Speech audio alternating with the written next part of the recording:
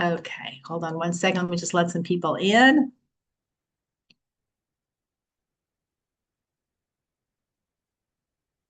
And then I just wanted to mention again, I did not put it in, I forgot to put it in our email message, but that if you have a comment or a question, if it would be helpful if you raised your hand or something like that, rather than posting it in the chat, because as soon as something is posted in the chat, everybody's eyes goes to that and it breaks the train of thought for people and for me. So if you wouldn't mind, any questions, I can see everybody on the screen at the same time. So just, wave your hand if I don't see you, or put your hand up or wave your hand, and then I can respond and hear your comment or your question.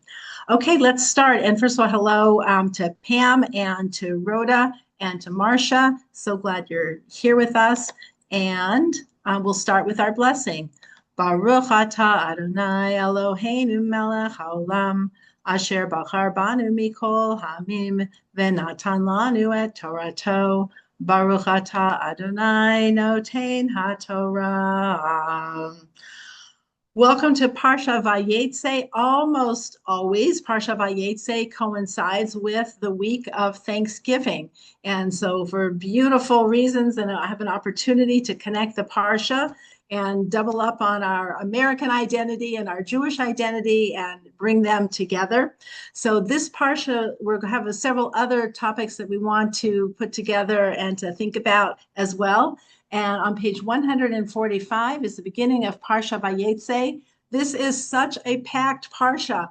In this Parsha, Jacob marries both Rachel and Leah, and they have all of their children with the exception of Binyamin. All of the 11 children are born, just like bam, bam, bam, bam, bam. So everything is in here, and Jacob will be leaving Lavan's house. Will be a 20 years. So this takes place over a 20-year period of time. And so it's all condensed in this week's Parsha. Parsha Vayetze, page 145, chapter 28, verse 10. Jacob departed from Beersheba. The reason he left, as we know, is because his brother Esau wanted to kill him following the blessings being given to Yaakov, to Jacob, rather than to Esau. And so Rebekah basically arranges for him to leave their home and to go to her brother, to Lavan, and to hopefully find a wife there, but mostly to escape Esau.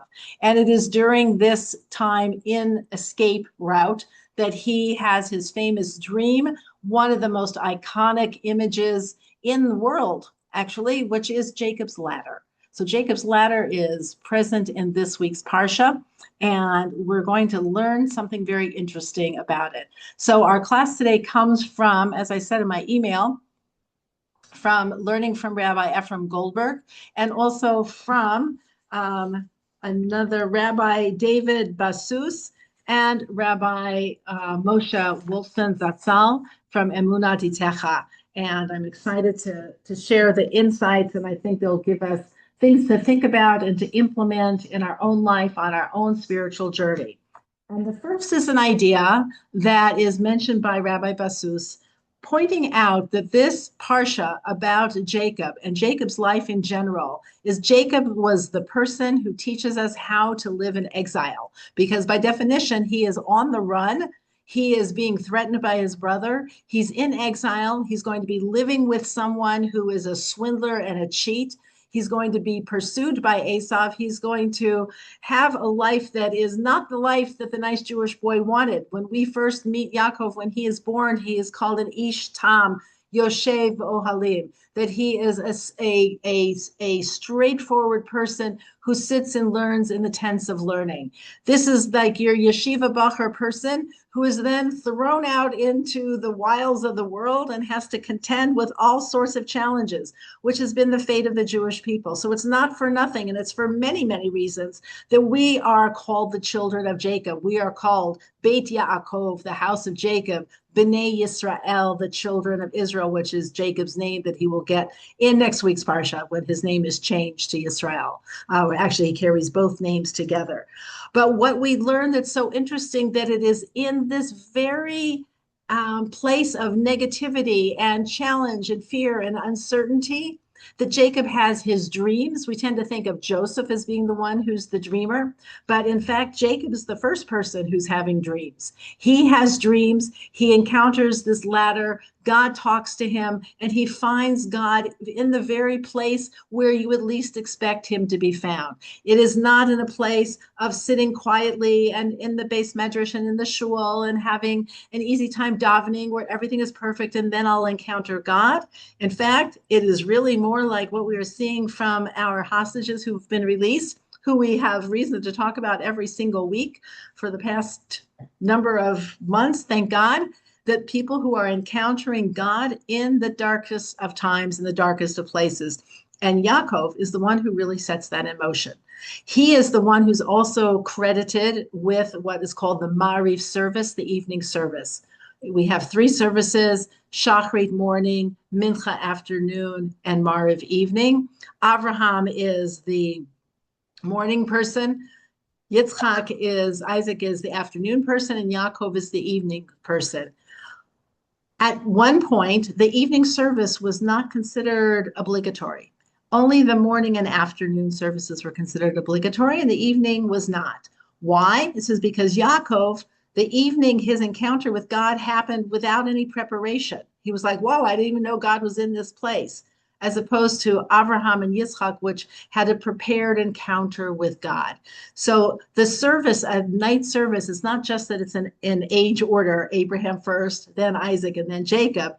It is also about what they represent. Abraham represents the dawn of our people, the new beginning, the illumination, coming to a knowledge of God. And the afternoon of Yitzchak, of the continuity, where the day is just continuing, and in the middle of your day, you're continuing what you started in the morning. But Yaakov is very distinct, that he represents a life that is lived in darkness, in a place that is trying to be confusing, that is trying to be difficult, that is trying to test him at every turn.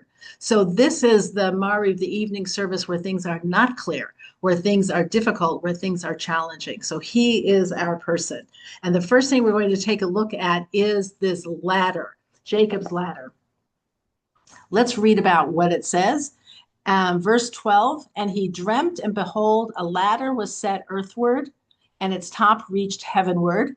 And behold, angels of God were ascending and descending on it. And behold, Hashem was standing over him, and he said, I am Hashem, God of Abraham, your father, and God of Isaac. The ground upon which you are lying, to you will I give it to you and your descendants. And it goes on with the blessing down to verse 15. Behold, I am with you. I will guard you wherever you go, and I will return you to this soil, for I will not forsake you until I will have done what I have spoken about you.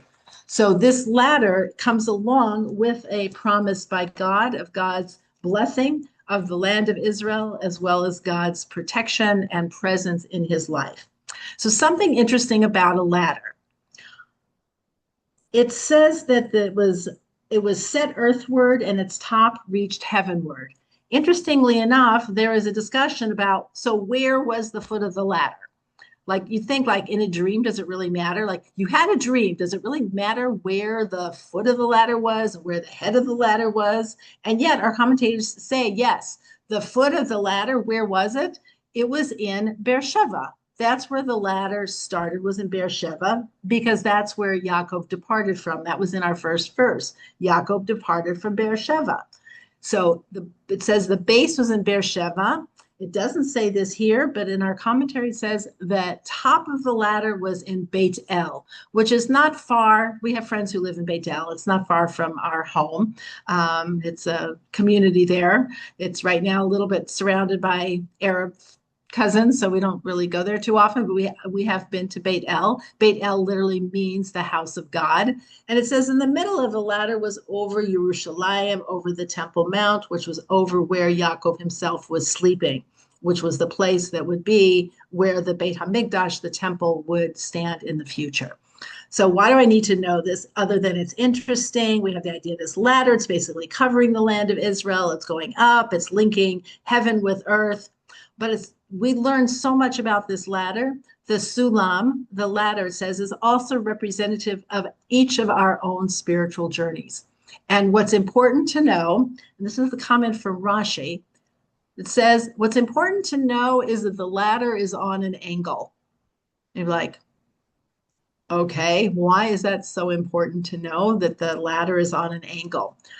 You could have a ladder be some other way too. You could have a ladder like, the ladder, I don't know, it could be like straight up. You could have a ladder like that and you just go up the rungs from the bottom to the top. So that's one kind of ladder. Or you have a ladder that is leaning like this, it's on an angle. So why do we care, and how does it help us to know that we are on a ladder, that each of us is on a ladder, and on the ladder that is on an angle? So let's think about it. If a ladder is going straight up like this, and you're on this rung right here, if you look up, what are you going to see? If you're on the ladder with other people, what are you going to see if you're looking up, if you're on the ladder and you're on this rung? People's rears, feet, legs, and the sky. Exactly. You're going to see the people who are above you kind of blocking your way. And if you look down, what are you going to see? You're going to see people who appear to be below you. So there are so many metaphors. It says that, number one, Hashem doesn't care where we are on the ladder as long as we're moving, preferably upwards. But when we are on a ladder, or we think that the ladder is like this, the people who are above us become an obstruction, a distraction, a barrier to us, a source of despair, perhaps, like, why are they over me? They're like kind of like blocking my path. And me on top of other people, I might think, and I'm standing on top of you. So it says that type of a ladder is not the ladder that we are on, even though people think it is, and social media might have you believe that it is, that's not the ladder. The ladder is on an angle. Now, when the ladder is on an angle, no matter which rung someone is on, if you look up, what do you see? Shemayim. You see the Shemayim, you see the sky. Clarity. You see clarity. You see clarity, you have an open, and you see there's nothing between, there is nothing and nobody between you and the ultimate sky, representing our ultimate desires and goals that we are trying to reach. There is not somebody who is blocking my way. There's not somebody who is ahead of me. I am on my rung and I have total clarity. I can see straight up because it's on an angle. So nobody's interfering with me. And when I look down, I also don't see anybody. It's straight down, and anything that's a fall is my fall. It has nothing to do with anyone else. I'm not over anyone.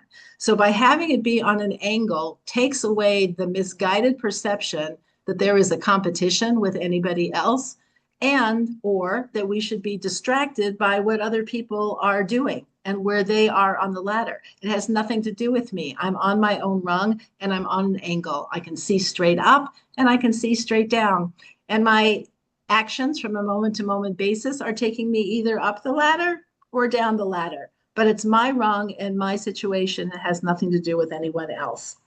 So it says, this is a quote, as Rabbi Goldberg quoted this from President Teddy Roosevelt, who said that comparison is the thief of joy. Says that there is so much that people are comparing themselves in whatever the society is. And it doesn't matter. It's like whatever world, whatever society, that people tend to compare themselves with other people. And sometimes that's helpful because it gives us an idea of what social norms might be as far as appropriate behavior, but it can also be really destructive and extremely negative. And if we're going to compare ourselves with other people, it should only be for inspiration or for warning. Like, I do not want to be like that, or I would like to be like this. But somebody else's life comparison, like, oh, I should have what they have, and how come my life isn't, I wanted their spouse, their house, their career, their looks, their ability to eat dessert without gaining weight. I mean, whatever it is that we always have something that we're looking at other people to see why we should be unsatisfied. But it says comparison is the thief of joy. And when you say the thief of joy, it means that you would have the joy. A thief means that something is taken away from you that you would naturally have if we were able to see our lives appropriately. So our ladder keeps us in the correct perception. And Yaakov was able to see this while he was having this dream of the Sulam of Jacob's ladder, to remember that each of us is on that. Okay. Point number 2 is that Jacob is going to run into Rachel at the well. But there is a whole story here, and this is going to go into a little bit of a Kabbalistic mystical understanding. So turn to page 147. This is chapter 29, verse 1, the bottom of the text page. So Jacob lifted his feet and went toward the land of the Easterners. He looked, and behold, a well in the field. And behold, 3 flocks of sheep lay there beside it. From that well they would water the flocks, and the stone over the mouth of the well was large. When the flocks would be assembled there, they would roll the stone from the mouth of the well and water the sheep. Then they would put back the stone over the mouth of the well in its place. Now I have to ask you, is this not like a huge come down from our last paragraph when we were having Jacob with his vision of the ladder and God's promise, I'll be with you in inheriting the land of Israel. And now we're going into like a little description here, talk about a distraction of a description of how things work in the desert when sheep are gathered at the well. Jacob says to the shepherds, my brothers, where are you from? And they said, we're from Haran. And he said, do you know Laban, the son of Nahor? And they said, we know. Then he said to them, is it well with him? They answered, it's well. And see, his daughter Rachel is coming with the flock. And then Jacob does something that's a little chutzpahdik. You're in a place that's not your home, and you decide you're going to give musar. You're going to kind of, criticize the shepherds. Now, first of all, that's not such a smart move. You're going to criticize the shepherds about them not working. He said, hey, look, the day is long. It's not yet time to bring the livestock in, water the flock, and go back to work, go on grazing. But they said, we will be unable to until all the flocks will have been gathered, and they will roll the stone off the mouth of the well. We will then water the flock. While he was still speaking with them, Rachel had arrived with her father's flock, for she was a shepherdess. And it was when Jacob saw Rachel, daughter of Laban, his mother's brother, and the flock of Laban, his mother's brother. Now look what's going to happen. The next thing that's going to happen, Jacob came forward and rolled the stone off the mouth of the well and watered the sheep of Laban, his mother's brother. Then Jacob kissed Rachel, and he raised his voice and wept. Jacob told Rachel he was her father's relative and that he was Rebekah's son, and then she ran and told her father. If you submitted this as a story or as a paper or as an anything, I think your teacher would send it back and cross out everything having to do with all the other shepherds and the stone on the, it's like, are you trying to get a word count in here for the papers? Like, what does one thing have to do with the other? So there are a lot of aspects to talk about, but this is what we're going to focus on. We're going to focus on Jacob's incredible physical strength. What had the shepherds told him? There were 3 different flocks with different shepherds. They were all waiting for everyone to kind of come so that they could jointly roll the stone cover off of the well. Everybody's flocks would then drink, and then they would go back to grazing. What do we know that happens is as soon as Jacob sees Rachel come with the flocks, he single-handedly rolls the stone off of the cover of the well in order to water all of the sheep. Is this like a macho moment for Jacob, like to show off to Rachel? Is it when you are in love that God gives you incredible strength to do amazing feats? I was like, what is this? What is this? So here's a different way to look at all of this. Rachel's flocks of sheep are considered Gilgulim, reincarnations of the people who had been alive and had been punished from the sin of the flood and the sin of the Tower of Babel. Like the future Jewish, they were like the Jewish people to be in the future. It says, these sheep are the people who are going to be the Jewish people of the future. They're reincarnations of past people, and they're going to be moving through history. It's like, okay, because what does it say about Rachel? It says she comes with the flock, and then one of my favorite phrases in Chumash is, it said, because Rachel is coming with the flock, and they say in verse 9, Rachel had arrived with her father's flock, for she was a shepherdess. It's like, by definition, if you're the one with the flock, you are a shepherdess. But in our understanding of what's a shepherdess is similar to how we understand when we talk about the Jewish leaders of our people, whether it was Abraham, Isaac, Jacob, David, Moshe, all of those people were shepherds. That meant that they were the ones who were gifted with the ability to look after the Jewish people and shepherd them and be God's representative in this world. That's why, especially in Christian world, the pastor who has shepherds his flock, that's the image of like the congregation. When it says, and Rachel was a shepherdess. She has that same quality. She is devoted to the sheep, meaning the children, the descendants, the people who are going to come into the world and be the Jewish people. Okay? She's committed to children. Now, we're going to talk about this in a few minutes because this is going to come into play in the relationship between her and Jacob and Leah and Jacob. But what is her desire of all things? She wants to be the mother of the sheep. She wants to be the shepherdess. She wants to be connected to the Jewish children, building the Jewish people. Why is Jacob rolling the stone off the water well for her? It says that this is a hint to in the future, when the Jewish people are in exile, as we all are, that we are going to be dependent on the non-Jewish nations for our livelihood, for water. And that Jacob wanted to be the one to not have the Jewish people be and see their dependence on non-Jews, but to see it as coming from God himself and from within the Jewish people, that we would be able to keep our identity, our strength, our source of sustenance.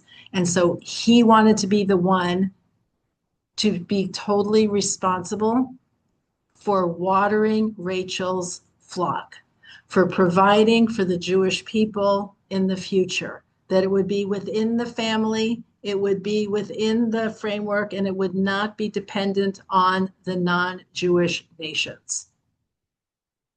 This is what gave him the strength to do this. Otherwise, it's like, is this a power ploy? Like, what does this even mean? Like, why not then just join with the other shepherds and roll off the stone and water all the flocks? That's absolutely not what happens. He's saying, this shepherdess Rachel comes with her flock amongst all of these non-Jewish shepherds with their flocks. They're going to be swallowed up by these others if they don't have their own identity and don't have a way of maintaining their collective identity, connection, source of sustenance. And we have seen this. The Jewish people, if you look throughout history, in any nation where the Jewish people went, no matter how impoverished they were, or how beleaguered or persecuted, the Jewish people set up immediately funds to help other people. You build a cemetery, you build a mikvah, you establish schools, you provide tzedakah, you set up a fund, you even tax people. You create a community of the Jewish people so that it can exist in diaspora. Because otherwise, poof, it all goes away. Jacob, Yaakov, these are his, then think about like what you would do for the people in your family, your descendants, to be able to ensure that they stay with the program, that they are going to have an identity, that they're going to have a source of strength. This is all coming from Yaakov by being like, I'm going to be the one to roll off the stone. I'm going to be the one to feed my children, these sheep who are now in sheep form that are in the future are going to be in the form of the Jewish people. And it is with that, and then he takes Rachel, and what does he do? What does he do then? Is that Jacob, as soon as he did that, then Jacob kissed Rachel and he raised his voice and wept. And this is like, that's a nice first date. You burst into tears over, I love you, and now I'm going to be weeping. Says, and this weeping, again, a number of different understandings, but the recognition that this was going to be the fate of the Jewish people is that there would be a diaspora and we'd be far flung, and that we would have this challenge, but that this is what he sees through Ruach HaKodesh, through divine inspiration at the well. Otherwise, we have just a very big interruption in the story where we have to hear about these shepherds and their flocks, and Rachel coming, and she's a shepherdess. Of course, she's a shepherdess. She has the sheep. We already know that. Unless it's coming to teach us, because the Torah is coming to teach us. It's not coming to give us an explanation about how shepherds work in the desert in ancient times and in current times as well. Rachel wanted to be a mother. So now, skipping ahead to after they are married, and we know that Laban tricks Jacob and has him marry Leah first, and then when the period of celebrating their marriage ends, the 7 days, that then he is married to Rachel. And right from the beginning, we have Leah getting pregnant very easily. Now, we said Rachel, her primary, what she saw as her tafkid, her purpose, her focus, her mission is, I want to be a mother of the Jewish people. Both of them had, through Ruach HaKodesh, divine inspiration, both Rachel and Leah, knowledge that there were to be 12 children, 12 sons, 12 tribes, and they wanted to be the mothers of them. Rachel specifically wanted to be the mother of children. What do we know about Rachel? Is that how many children does she end up having? 2, exactly, Dorothy, 2. She has Yosef, and then she has Binyamin. And then, sadly, she dies in childbirth with Binyamin. Now, for somebody who wanted their life purpose to be, I'm going to build the Jewish people, to have 2 out of the 12 and then not even get to live to raise the last one of her second son, you would say that was really a loss. She did not meet her purpose. She did not get to fulfill her purpose. And what was Leah? What was her purpose? We can see Leah's purpose from the way she names her children. So let's take a look at that. Page 153, verse 31. Hashem saw that Leah was unloved, so he opened her womb. Just for the record, Leah was not unloved. She was loved less than Rachel. Okay, it says Yaakov loved them both, but he loved Rachel more. But the person a wife that's loved second, you might as well be hated, because that is a very sad, sad situation. So what was Leah's goal? Leah's goal was to endear herself to her husband. We don't ever see that about Rachel. It never says, that it says that Yaakov loved her, but it doesn't really say that she was like determined to be with him, that she loved him more than anything. It doesn't say that. But Leah, it says, she conceived. So God opened her womb. Verse 32, Leah conceived and bore a son, and she called his name Reuven, as she had declared, because Hashem has discerned my humiliation. For now my husband will love me. So the first son is named for now my husband will love me. And then she has a second son, and it says, because Hashem has heard that I am unloved, he has given me this one also. And she called him Shimon. So Reuven from seeing and Shimon from hearing, but these all have to do about being unloved by her husband. And the third child, and she conceived and bore a son and declared, this time my husband will become attached to me, for I have borne him 3 sons. Therefore, he called his name Levi. Levi means to be attached. What does she want? I want my husband to be attached. A very interesting midrash that says that she thought that Yaakov would spend more time with her just because when you have two children, you can take one in each hand. And if you have three, you need the other parent there. And that she figured, okay, now Yaakov's going to spend more time with me because now I've got little Levi in tow. And so he needs to be with me more. He's going to be with me more. Didn't happen. Her plan is not working. And then she conceives her fourth child. Her fourth child, she conceived again, verse 35, and bore a son and declared, this time let me gratefully praise Hashem. Therefore she called his name Yehuda. Then she stopped giving birth. It's like, what changed? So on the surface level, what changed is that she knew that there were supposed to be 12 children. There were going to be 4 mothers, Rachel, Leah, Bilhah, and Zilpah, the handmaidens. 12 divided by 4 is 3. According to her calculation, each of them was entitled to 3 children. Once she has her fourth, it's like, wow, this is more than my fair share. But retroactively, it makes her realize that she wasn't entitled to anything. Just because Yaakov would have 4 wives could mean that somebody else had all of the children and she had none. So it puts her gratitude into perspective, telling us, and the Talmud says that until Leah thanked God, nobody had ever thanked God the way Leah did, which is mind-blowing because we know, of course, did Abraham and Sarah thank God? Of course. Yitzchak thanked God. Rebecca thanked God. People have already said, Baruch Hashem, even non-Jews thanking God. People are thanking God. What does it mean that no one had thanked God like Leah? It says that Leah did something unusual, which is number one, she took her expectations, floor of expectations went down to 0. Now I see, what was I really entitled to? I was entitled to nothing. It's an artificial thing for me to say there are 12 children, 4 mothers, I should get 3. Who says? Each of us walks around usually with an expectation of basic things. I should be able to get up, I should see, I should have food in the house, I should be able to think, I should be able to live, I should be able to do what I want. All these things, it's like, says who? Says who? In a business, it's called zero-based budgeting, which means every year the manager has to justify all expenditures for their department, not just new increased expenditures for additional goals. But why should you be here at all? You don't deserve anything. And that's not coming from a place of cruelty. It's coming from places, where are our expectations coming from? It says we are so wealthy with how much we all have, even if we have challenges. And even with those challenges, that we are so incredibly wealthy. And that the gratitude is coming from acknowledging that. It says Leah was the first one to get to that place. So that's one level of her gratitude.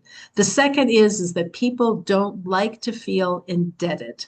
Usually we have in our culture that proper etiquette calls for that if somebody does something for you, you say thank you.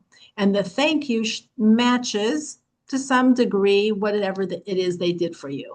Like if they held the door for you, you wouldn't necessarily say, oh my God, you just saved my life and I'm indebted to you forever. And like, blah, blah, blah, my life wouldn't be possible without you. You'd be like, okay, you are overdoing it. It's be like, thank you. And if somebody does something more, it's like, thank you very much. Like, thank you so much. I so appreciate it. The Jewish view of gratitude is actually the first one, which is that we see the ripple effects of gratitude and appreciation, that they continue on past the action or the thing that was given, and it doesn't stop. We've shared this before. Matis Goldberg, who is Rabbi Hillel Goldberg's son, lives in Ramat Beit Shemesh, or Beit Shemesh, I'm not sure where he lives. He had the opportunity, somebody needed a ride to his grandson or great-grandson's bris. And it was like in Bnei Brak or something, far away, and he needed to get there. And Matis like, I'm happy to take him.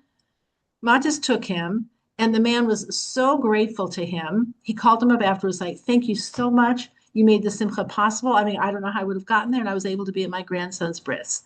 The next year, like on the anniversary of the bris, like, called him up. It's like, I am so grateful to you. I've had so much nachas from my grandson and blah, blah, blah. And Matis was like, okay, like I gave you a ride. It took like what, an hour and a half of my time? You're like going on and on. Then he gives him the next year, he gives him like a book that he had written. And like this whole thing is because in his mind, from the mind of the recipient of the ride, he was at a family simcha that brought him such incredible joy. Had he missed it, it would have been so painful. But the joy it brought him, and as this child grew, the joy increased because he had more nachas from this child. And with his pleasure from the child, his gratitude to Matas for giving him a ride to the bris increased. Says we tend to think that gratitude kind of has an expiration date. It kind of, yeah, peters out. Okay, yes, it's been 25 years since you did this for me. I think we can not talk about it anymore. As opposed to the Jewish view, which is like, wow, it's been 25 years. I can't believe this. And look where this has gone. It's amazing. So there was, people have accused the Jewish people of this. Like, why do we have to keep dwelling on our past? Like, why are we still celebrating Pesach? Why are we still celebrating all these things and expressing gratitude for all these things? It's like, because our gratitude is an unending and exponentially growing debt, as opposed to one that is petering out. So when Leah names her son Yehuda, she's putting it into his DNA, and therefore the DNA of the Jewish people, of we are not the ones, and somebody pointed this out on another class I listened to. It says, we're coming up to the holiday of Thanksgiving, and I love Thanksgiving, but we don't have the phrase to give thanks. We have, give thanks makes it sound like, I gave you my thanks, and now we're good. You gave me this, and I gave you thanks. We are thankful. That means that it's our identity as opposed to a transaction. It's our identity. We are Yehudim. We are the grateful ones, where we say thank you several times a day for the fact that our bodies work and we can eliminate successfully. Where we have a drink of water and we're so grateful that God created water. It is above and beyond, and we take it for granted that this identity creates a way of life and living that takes us to a dimension that is unparalleled. Leah started this for us. In addition, Darlene, did you have a question? I don't know if you were trying to.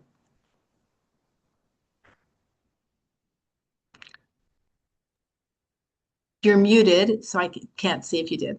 Okay, if you unmute, you can just.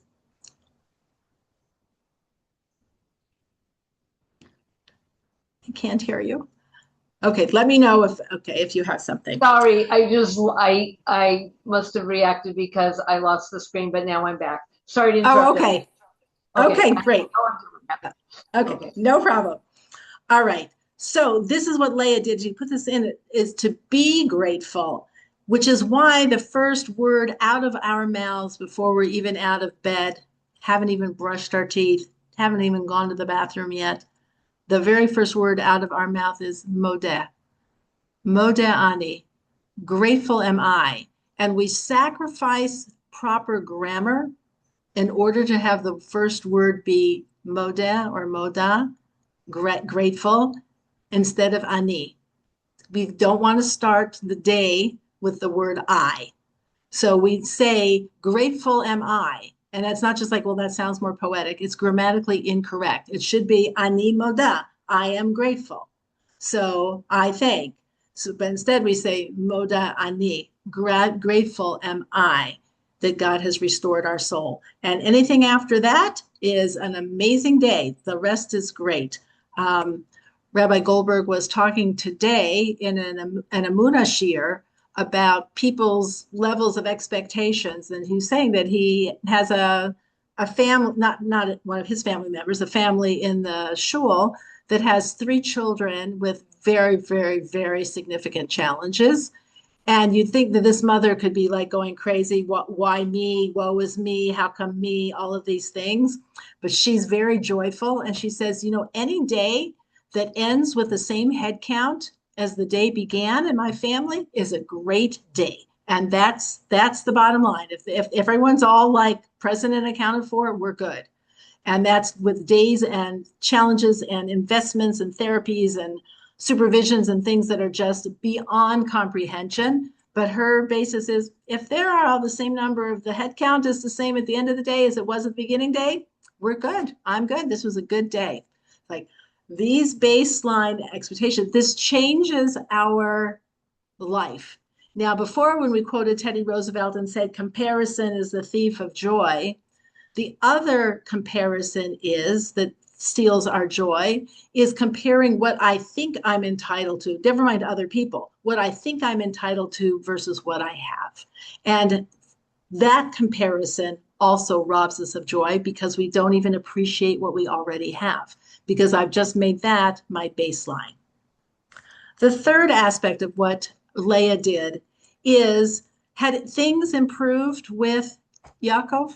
Did he now love her more? No. So her mission that she thought she had, which was to be top dog, top wife of Yaakov, that one's not working. That's not working. What is working? I seem to be having a lot of children. And in fact, she goes on to have 2 more. So Leah will give birth to 6 of the 12 tribes. Rachel to 2, Bilhah to 2, and Zilpah to 2. So she has it down for being the mother. When she's able to switch, because sometimes they like, oh, I thought my purpose was to be this. It's like, is that working? So on one hand, yes, we're davening for things to happen, but at some point we simultaneously open our eyes and see what is it that is actually happening. And think, oh, maybe I missed the boat. Maybe what I was supposed to be doing or what I was supposed to be was something else. And so Leah looks to see that really what she is the mother. And that is also what allows her to say thank you in a different way. Before, I couldn't say thank you for being a mother because I was so focused on what's the impact on my relationship with my husband.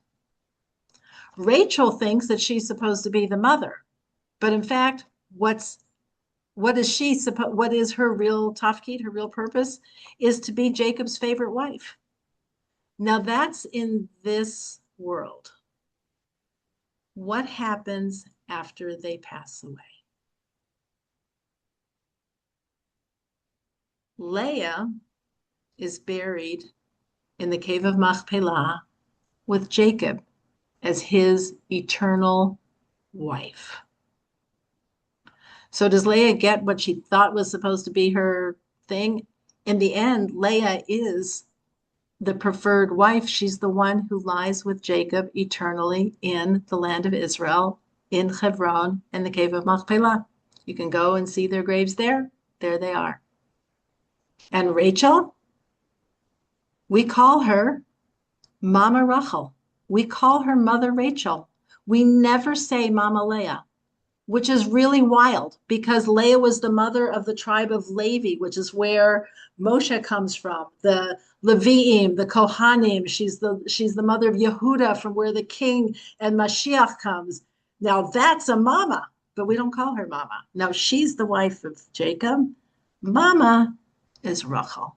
And she is considered the mother of the whole kit and caboodle because what was her truest desire? She's the shepherdess. She was the one who wanted and took responsibility for all the sheep, whether they were her biological sheep or not. It's like she's the mother. So we have a multifaceted way to look at what's going on in our life. We have what we think, what we perceive, desire as our purpose, like what am I supposed to be doing? What's my mission here? And then we see like, well, maybe that's not working. Maybe something else is actually working better. And that's my focus. But in the end, I don't really know. It could be that that was the path. And my ultimate focus is going to be revealed to me that it was what I thought it was supposed to be initially. I just didn't realize that I was getting to it in a different way. Most people would not say, I became the mother of the Jewish people by having 2 children and dying in childbirth with the second one. That does not look like your career path for becoming the mother of Israel.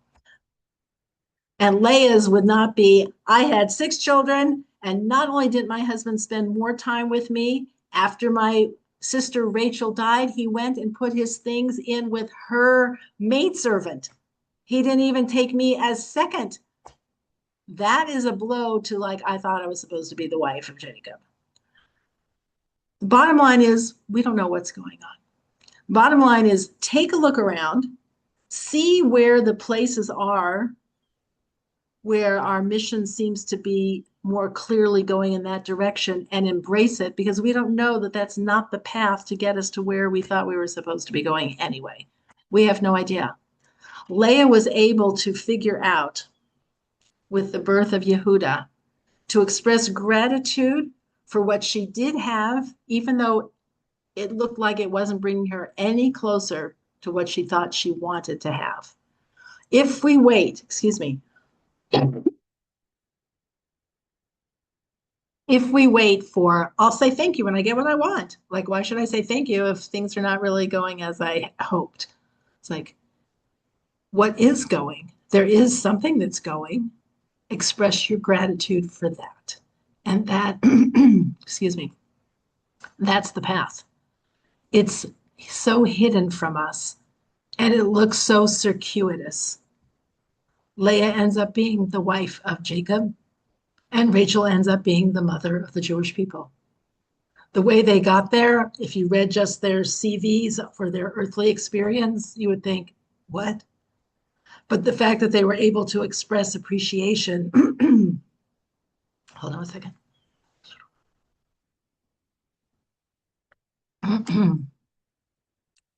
Express appreciation for what they did have, that's what enables them to achieve their ultimate purpose. It's so easy to find what's lacking. I remember on one of the women's trips to Israel, Lori Palatnik had bracelets made, little like the plastic bracelets, stretchy bracelets, saying, don't blame and don't complain. And with the whole trip started off with a video talking about who forgot this, where's the salt?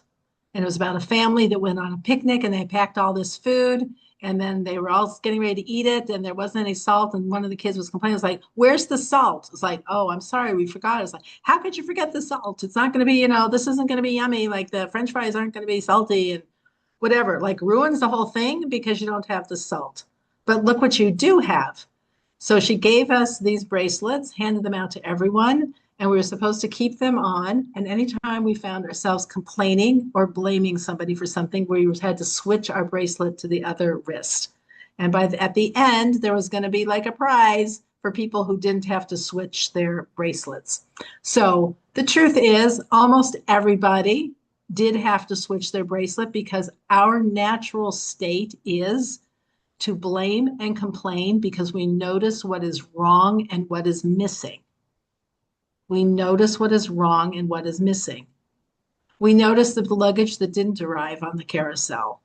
We notice the traffic that was too busy and we were a little bit late getting someplace. We notice what's wrong. Now, on one hand, that's good because it helps us fix things and come up with ideas. But when it becomes a mindset, it's dangerous.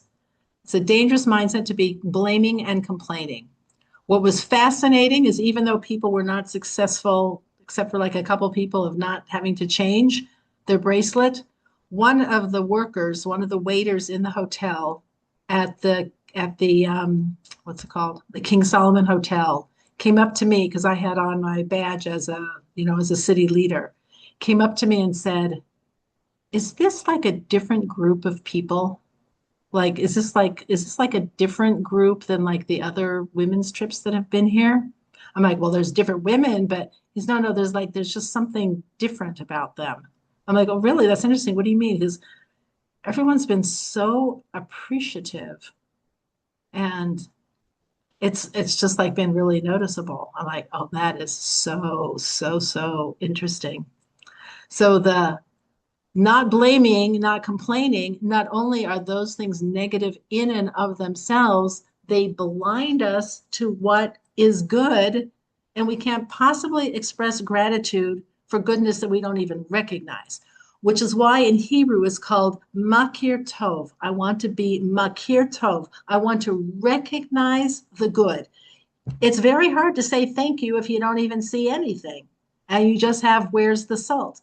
So this was something like on such a grassroots level that the staff was noticing a difference in the people. And this wasn't from being perfect. This was just from having a different focus and direction. So we're going to conclude with this idea. At the end of the parsha, Yaakov takes leave of Laban. Laban comes running after him. It's kind of a whole encounter that it's its own story to delve into, but we're going to focus just on two different words. Turn to page 169,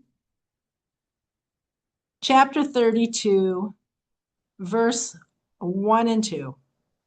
And Laban, this was after Laban and Yaakov, they made a treaty. Laban, as is wont by people who are attacking the Jewish people, they wanted a ceasefire, but they were the ones who were attacking us. So Laban says to Yaakov, they have a whole agreement that they make, a covenant, and then in the morning, Laban is going to go back home. Verse 1, and Laban awoke early in the morning. He kissed his sons and daughters and blessed them. And Laban went and returned to his place. Verse 2, Jacob went on his way, and angels of God encountered him. Fascinating, fascinating. On one hand, it looks like we're being told, okay, Jacob and Laban parted ways, but it uses two different ideas to describe how they took leave. When it talks about Laban, it says Laban went and returned to his place. And that word is limkomo, to his place. He returned to his place, meaning that even after having 20 years of the amazing influence of living with the righteous Jacob and his righteous daughters and the righteous children that were born from them, he recognized that Jacob had been the cause of the blessing that he himself, Laban, had experienced. He was an unchanged person.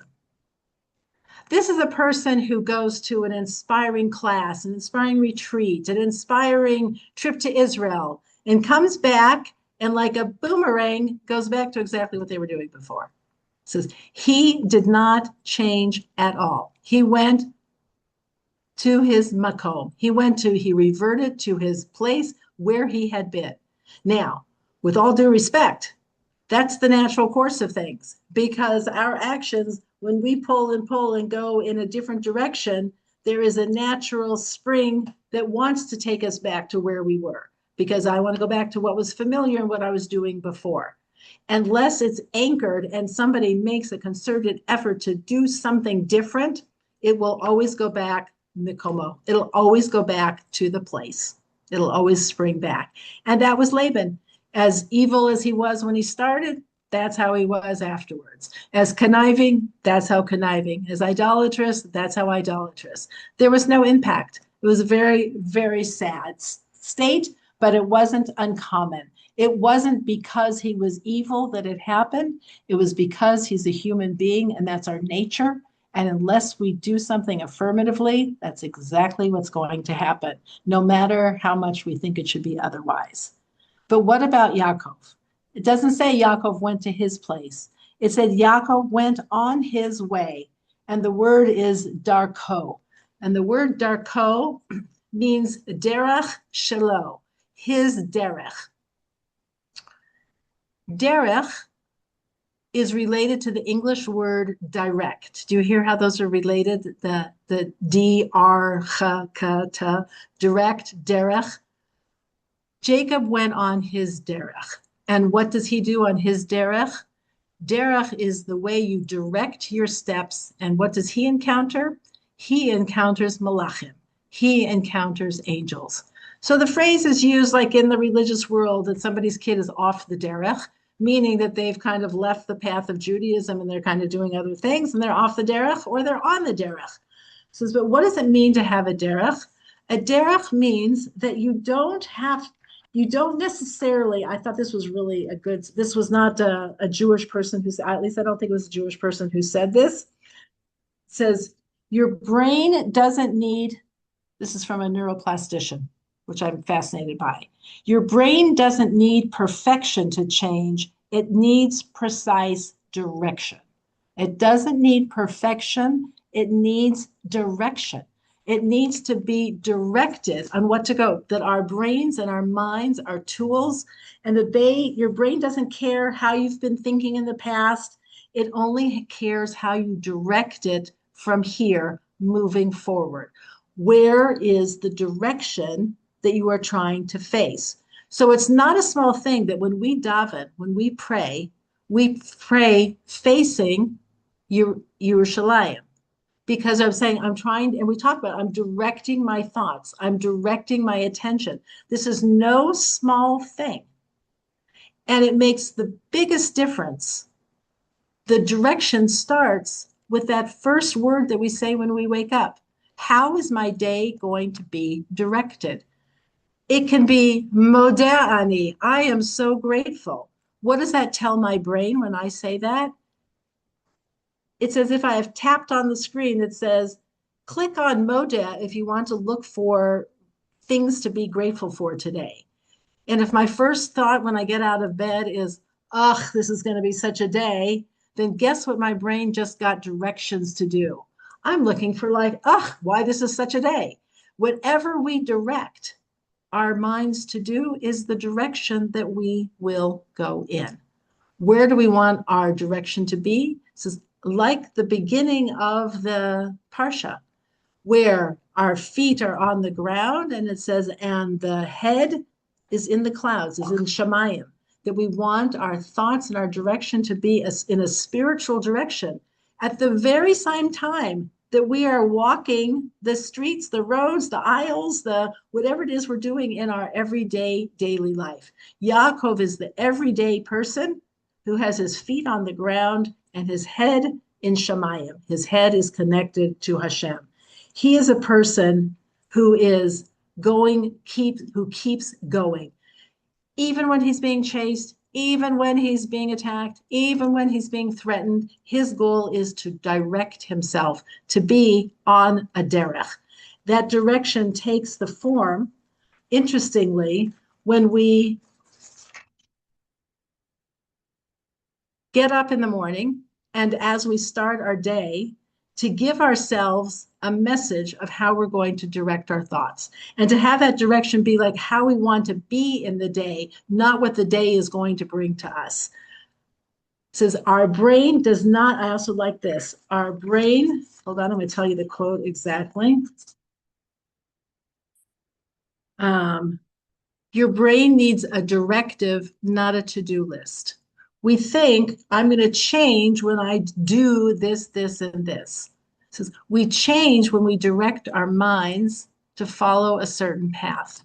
If I say that my path is going to be a path of gratitude, and I'm going to encounter my day looking for everything that I can be grateful for, to slow down, smell the coffee, notice what's going on around me, notice what's working, make a blessing, take a moment. That is a directive. That is what brings about change. And it can be done in a few seconds. It can be done in 10 seconds. You can say a blessing in shorter than 10 seconds to say, I'm directing my mind towards this. I think having an American national holiday of Thanksgiving Day, where at least we have I'm going to call it the critical mass of people who at least on one day are semi-focused on the idea of Thanksgiving. It may have kind of, deteriorated into just an eating orgy, which I just love, of all the Thanksgiving food, and a football game, and then looking forward to Black Friday specials, which I have to tell you, in Israel, they have Black Friday. They don't even know what it is, but it's called Black Friday. And it's like they've been advertising this, and it's a riot because it's like, do you even know what you're talking about? It's like, no, Black Friday. So they've got What that. does it mean to the Israelis? Just sales on goods? Sales. That's it? Sales. Funny. Yeah, fall That's sales. very funny. Fall sales. Yeah, because it became a thing in the UK, but not when I was a kid. And I think then once it got to Europe, it spread to Israel. Yeah, it's very funny. So we have Black Friday, and they've been advertising that it was coming for like the past more than a month, because I've heard it on the advertisements. So the fact that the nation is focused on a day of giving thanks, for it to go into our minds, it's like, I'm not giving thanks because it's not something to give. I am thankful. It is the way I am full of thanks and gratitude and recognizing all the good And it doesn't have to be completely good for me to be able to be thankful. You ever hear people who are evaluating, if you say somebody goes out for dinner and you say, well, how was it? So you'll hear people, you can almost see them thinking, deciding like, was it good or was it bad? Well, the service wasn't great, but the food was pretty good, but we had to wait, but our table was nice. It's like you go through this whole analysis of it instead of saying, it was lovely. I really enjoyed it. Now, if you are hired as a restaurant critic or somebody's asking you for advice about whether they should go or not, then you can give like a whole thing and an analysis of it. It says, but we get caught in analysis instead of appreciation. Because then we have to figure out, well, net, was it good or was it not? It's like, how about just talking about the parts that you really enjoyed? How about saying, it was so nice to be out with our friends. It was so nice to be, have an evening without cooking. Whatever it is, that changes the way our brain interprets the event because we're telling our minds how to interpret our experiences. So we think that we're being scientific, but what we're often doing is undermining our own happiness. You can talk about a simcha the same way. You can talk about all the things that went right and talk about the things that went wrong.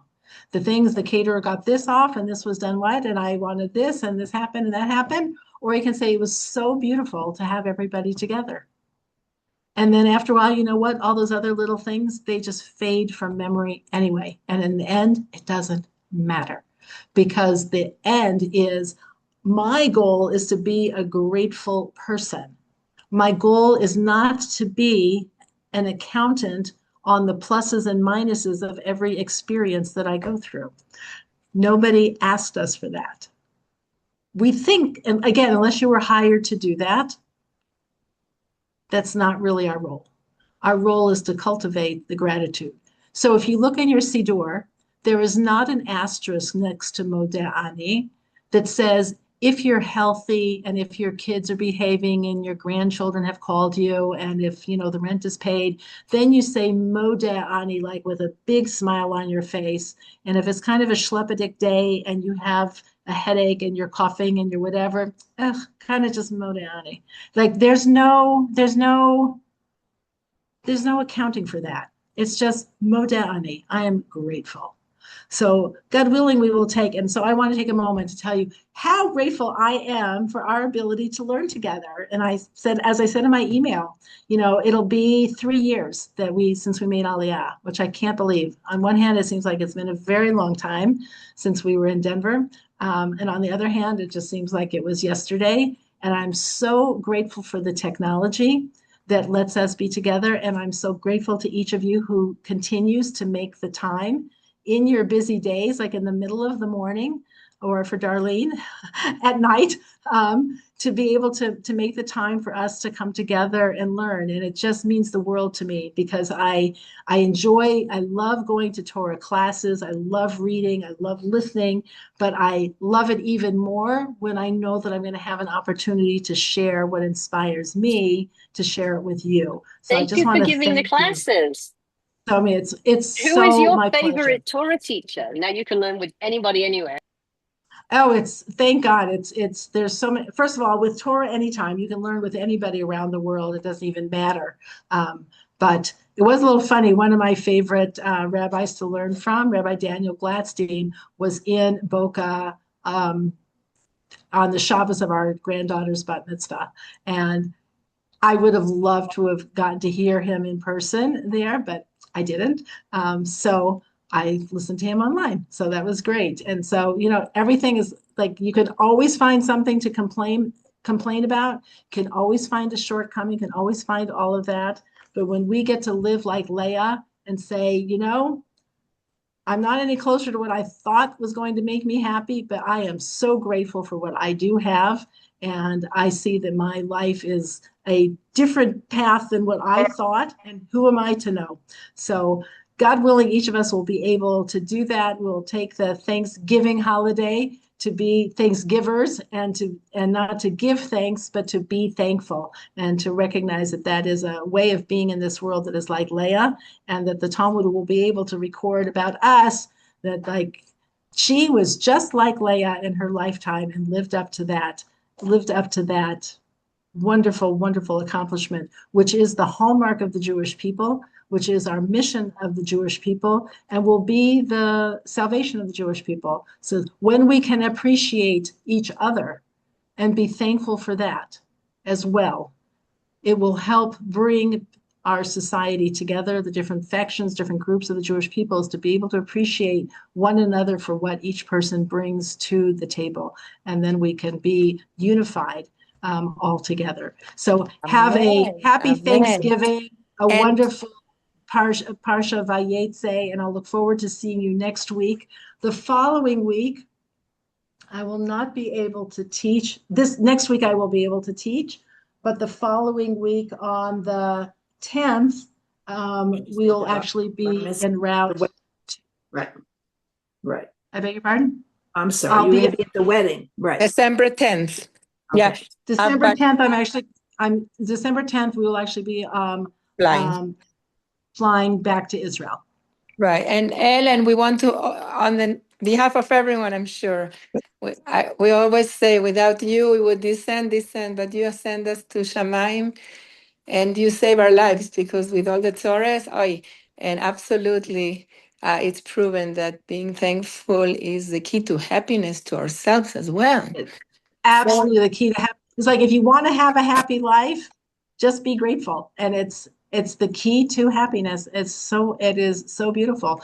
And just a final reminder is just remember that ladder. The ladder isn't like this. We're not looking at anybody else's shoes or behinds, and we're not looking down on other people either. We are looking straight to Shamayim, and we have a clear path, and we're the only ones there. Right, that I didn't understand so much. Who we see what, depending, because it's diagonal. Because it's diagonal, we don't see why is it good that it's diagonal? I didn't get it. Sorry. When you're if you were on this rung and I was on this rung of the ladder, if I looked up, I would just see your shoes standing on my head. Right. When it's diagonal, your story doesn't have anything to do with my story, in a good way. Tucked up. Yeah. Plus, it's a lot harder to climb up a ladder that's vertical. I'm sorry. Yes, climbing up a ladder that's totally vertical is also really hard. That was fantastic class. Too practical here. Thank you. Fantastic class. Amazing. Happy Thanksgiving to everybody. Thank you. See, Marsha, are you so trying much, to Ellen. say something? I see you waving your hand, but you're muted. Ellen? Yes, Etta. Yes, just a question. I've heard that the word modeh or toda also means to admit. Very good. Thank you. Yes, it's the same root as the word vidui. It means to admit or to acknowledge. And it says, and the two most difficult things for people to do is to say thank you and I'm sorry, because both of them make us feel beholden. We like to be independent, and we don't want to admit that we've made a mistake, and we don't want to admit that we owe anybody anything. So we try to, navigate away from those things as much as possible. So yes, and it comes from also Yehuda. So we know the person Yehuda was the one who admitted to his relationship with Tamar. And it is for that reason that kingship is assigned to him. So the ability to admit wrongdoing, same thing with David HaMelech with his relationship with Bathsheba. As soon as the prophet Natan tells him that he was wrong, he says, chatati, I sinned. He doesn't make any excuses and this, that, the way I was raised, blah, blah, blah. He's like, I sinned. So the ability to both of those things come a place, cultivate a sense of humility and the appropriate way of living in the world. It says we don't want to be beholden to God, and we don't want to be beholden to other people. We don't want to admit wrongdoing to God, and we don't want to admit wrongdoing to people. Which is why, in order for teshuvah to happen, vidui and admission and verbalizing is one of the key things. It's like if you can't even say what you did, you're not really prepared to change. Yeah. Amazing. Wait, please let me say, yes, Moda Marsha. means grateful. It means yes. grateful. Okay. It means grateful. The other thing is, if everyone has a chance to see Nuremberg, it's about Nuremberg. Oh, there's a movie? Very good. excellent movie. It's very well Where done. did The you read acting. it? Where did you find it? Thank you. Where did I find it? It's in the movie theater in Cherry Creek, Oh, okay, not at the online. AMC in the mall. Thank you This is the so one where much. they analyze his psychology. That's interesting. Didn't you think? Couldn't you be bothered listening to No, the I analysis of don't care Goering's? about the Oh, okay. psychology. I don't know about it. Was a superb movie, and What you see about the psychology when you go. what How's year that? So was And one it? of you the tell me. a woman who's a friend of mine, her father was one of the people involved in the trial as an interpreter. What was the Oh, So name? he's really? Wow. I What forgot his last name. what year was it? 1946? Remind me. I don't know. Anyone? Probably Everyone be 45. well and have a very good holiday Thank you for letting us and know. stay safe. And thank you Stay for safe. Shalom. So, And holding so Thank us Ellen, under your. you. Thank you, Ellen, Thank what's you. your everyone. favorite? Oh, Ellen, what do you like on your turkey? I'm just curious. just Bye. turkey. Just turkey? No, because it's not my culture originally. So my mother-in-law's in Oh, and town. So I bought her a turkey and she's telling me. So I'm just curious. Everyone has a different turkey recipe. Stuffing. oh, yeah, ours stuffing. My mother's stuffing recipe with toasted bread and celery and onions and eggs and yummy. But we never stuffed the actual turkey. We made it separate and served it. Getting hungry thinking about that. And I'm going to make a pumpkin pie. So it's very fun. I always like Thanksgiving. I always felt like I was on at least the semi same page as the rest of the country on that day. You can say have a happy holiday and mean it sincerely instead of yeah, you too. Like I always really liked it. Anyway, Jewish Ellen, people, the grateful Thank people. Yes, you. Miriam. Ellen, Thank you, Yes, Ellen. Miriam. Bye. Thank you Ellen, so much. We're very Yes, grateful for Miriam. your class. yeah, There's a when very can nice I saying. get the rest of this recording? How soon will it be available?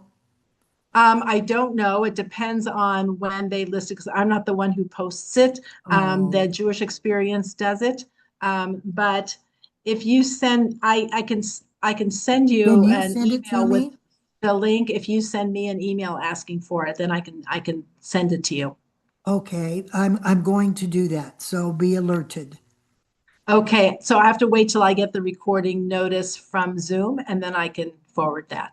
Oh, thank you very much. I appreciate you You're taking the welcome. time. Okay. My pleasure. My pleasure.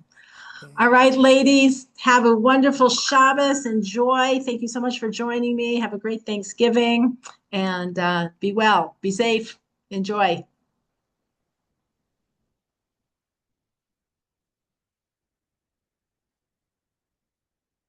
Carol, if you're saying something, I can't hear you because you're on mute.